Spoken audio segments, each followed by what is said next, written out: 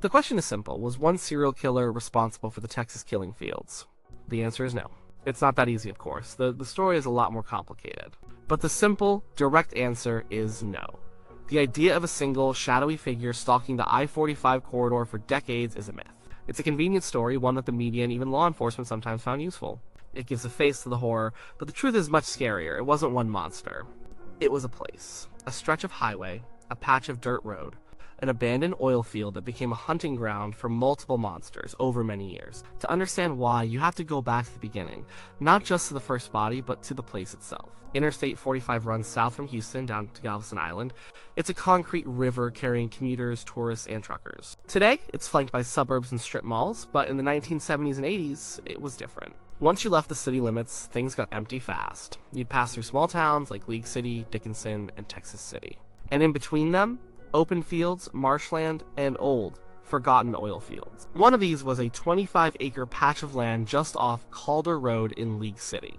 It was isolated, overgrown, and a perfect place to dump something you didn't want found. That field is what people mean when they say the Texas killing fields. The name came later, but the dread was always there. The story really starts in the 1970s. Girls and young women started to disappear. Not just one or two. Dozens. They were hitchhiking, walking home from a bus stop, leaving a convenience store. They were just living their lives one minute and the next, they were gone. The cases piled up. Colette Wilson, 13, vanished in 1971. Brenda Jones, 14, disappeared the same year. They were just the first drops in what would become a flood. Police were overwhelmed. These were different towns, different police departments. Houston PD had its cases. Galveston County had theirs. The small town League City Police had theirs. They didn't always talk to each other. Technology was basic. There was no DNA database, no cell phone tracking. A girl went missing, and all you had were a few witness statements and a frantic family. Often, the trail went cold almost immediately. Then they started finding the bodies. Not all of them. Not even most of them, but enough. They were found in bayous, ditches, and empty fields all along the I-45 corridor. The press started calling it the Highway of Hell. The list of names grew longer. Gloria Gonzalez, Allison Craven, Debbie Ackerman, Maria Johnson, Brooks Bracewell, Georgia Gear.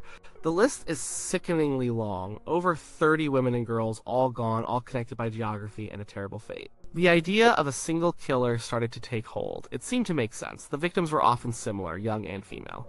The location was the same general area. It felt like the work of one person. But the timeline was a problem. The disappearances spanned from the early 1970s to the late 1990s. That's a very long time for one person to operate without getting caught or changing their methods. The causes of death were also different. Some were shot, some were strangled. For many, their remains were so decomposed that a cause of death couldn't be determined. This lack of a consistent signature pointed away from a single killer. The specific spot known as the Killing Fields earned its name in the 1980s. In 1984, some kids riding dirt bikes found a skeleton in that Calder Road field. It was 25-year-old Heidi Fye. She had been missing for months. The police searched the field again and again. Over the next 7 years, they found 3 more bodies in that same small patch of land. In 1986, they found the remains of a woman they couldn't identify. For decades, she was known only as Jane Doe. It wasn't until 2019 that genetic genealogy finally gave her a name, Audrey Cook. She was 30 when she disappeared in 1985. Then, in 1991, another skeleton was found. This one was also a mystery. She was called Janet Doe. Again, years passed. In 2019, she was identified as 34-year-old Donna Gonzalez, who had also vanished in the 1980s. The 4th body found in that field was the one that brought the story national attention. In 1986, 16-year-old Laura Miller disappeared after using a payphone at a convenience store. Her father, Tim Miller, was relentless. He searched everywhere. He pushed the police. He never gave up. 17 months later, her body was found in that same Calder Road field, not far from where Heidi Fye was discovered. 4 women, all found in the same 25-acre plot. This looked like the work of one person. A killer who had a specific dumping ground. The police focused their efforts. They had to figure out who was using this field as a private cemetery. This is where the first major suspect comes in. Robert Abel, he was a former NASA engineer. He was eccentric, smart, and a bit of a recluse. And he owned the land right next to the killing fields. He even had a horse stable on the property. He fit a certain profile. He was close by. He knew the area intimately. The police looked at him hard. He told a reporter that he once wrote a short story about picking up a waitress, killing her, and burying her in a field. He made strange comments to Laura Miller's father. He seemed to enjoy the attention the case brought him. He failed a polygraph test, but those are notoriously unreliable. The police searched his property. They dug up his yard. They found nothing. There was never any physical evidence linking Robert Abel to any of the murders. It was all circumstantial. He was a weird guy in the right place at the wrong time. For years, suspicion followed him. He even sued Tim Miller for harassment. Abel maintained his innocence until he died in 2005. He was never charged. Was he the killer? Probably not. He was more likely just a convenient local suspect who distracted from the harder truth. The next major suspect was Clyde Hedrick. Hedrick was a different type of character. He was a construction worker, a roofer, a known local tough guy with a history of violence. He knew many of the victims. He drank at the same bars. He ran in the same circles. He was what you'd call a local predator. He was connected to the 1984 disappearance of Ellen Beason. They had been out on the town together. Her body was later found under an old sofa in a field. Hedrick claimed she drowned accidentally while they were swimming. He was convicted of abuse of a corpse and served a short sentence. But people always suspected it was more than that. Years later, after new evidence and testimony emerged, he was finally convicted of manslaughter for her deaths.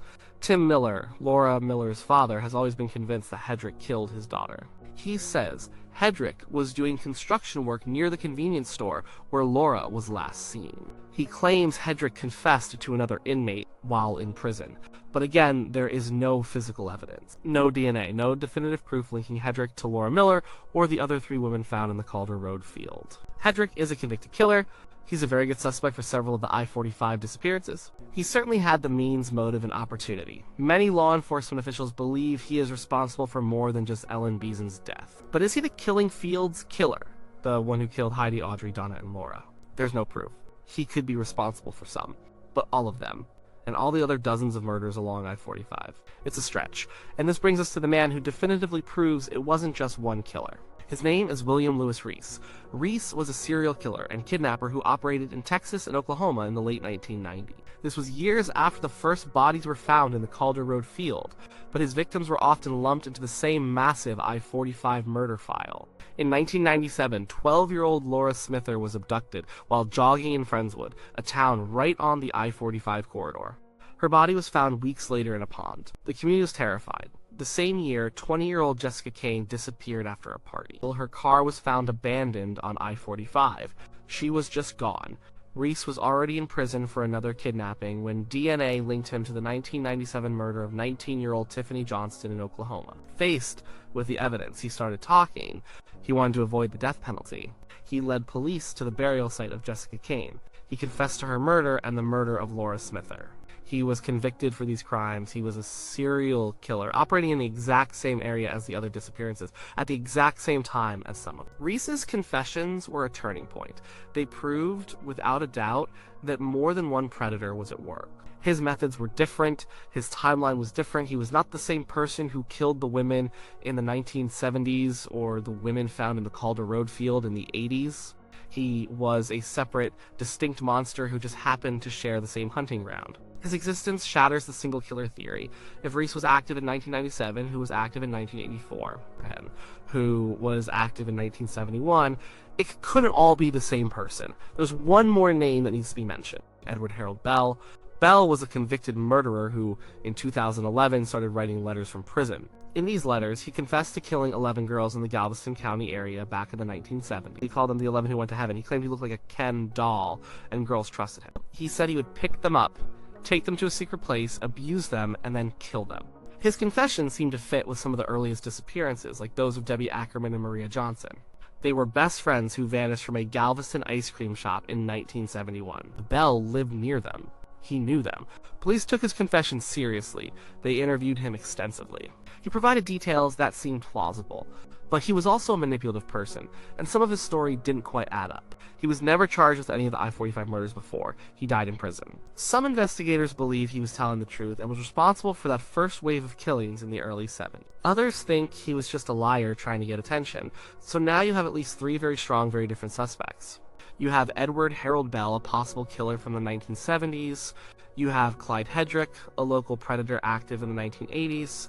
And you have William Lewis Reece, a convicted serial killer from the 1990s. And these are just the ones we know about. There could be others, men who killed once and stopped. Men who were never even on the police's radar. The question then becomes, why here? Why the stretch of road? What made the I-45 corridor such a fertile ground for murder? There are a few reasons. First, the geography. It was a transient area. You had a major interstate connecting a huge city to a port and a tourist town. People were always coming and going. It was easy to get lost in the crowd.